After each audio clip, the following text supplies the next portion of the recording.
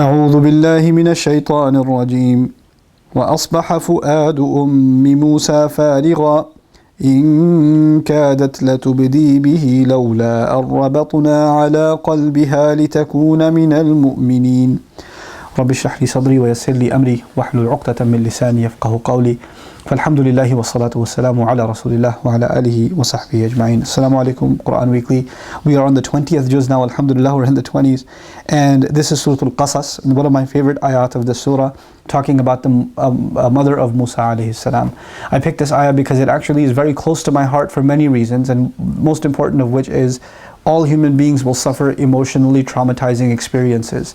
We're going to be hurt because of loved ones, because of loss of loved ones, because of sickness, because of the pain that loved ones will cause us, like the hurtful things our parents will say to us, or we will say to our parents, or our children will say to us, or the wife and the husband will say to each other, or friends will say to each other, and we're going to go through traumatic experiences in life, like, job loss or home loss, or even worse, there are people, so how many people in the world living in really horrific situations that we can't imagine suffering.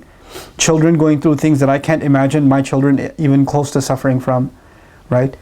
And that's a reality that so many people face. And this particular ayah, to me, is an ayah of great hope, because when people get scarred, people get emotionally damaged, then they feel like they're never going to be able to recover and move on with life again. Musa's mother had the colossal task of taking her baby and putting the baby in the water. A mother has to put her child in the water. That is it's not even an imaginable thing a mother can do. But she has two options: watch her child be slaughtered by soldiers before her eyes, or take this child and put him in a basket which hasn't been tested for waterproof navigation by any means, and throw him into the river. Alqihi fil yam, throw him. And Allah says, when she threw him into the water, when she threw the baby into the river, by Allah's inspiration, because she couldn't have gotten herself to do it emotionally, Allah empowered her to be able to do that. He says, وَأَصْبَحَ فُؤَادُ أُمِّ مُوسَى فَارِغًا.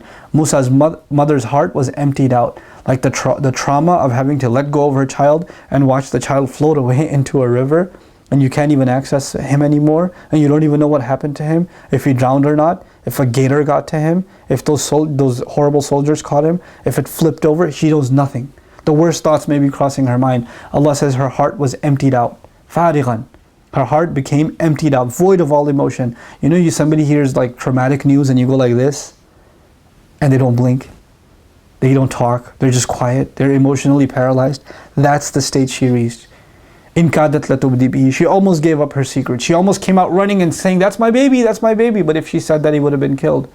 Now Allah says, لَوْلَا أَرَّبَطْنَا عَلَىٰ قَلْبِهَا. Had we not firmed her heart, had we not tied up her heart, had we not kept her heart together, Allah took her fu'ad, which was a heart that's inflamed. And in the same ayah, He used a different word for fu'ad, which is qalb. He calmed her heart down and brought her back to a normal state. And Allah is describing that He did that. There are people that are emotionally traumatized and can never recover.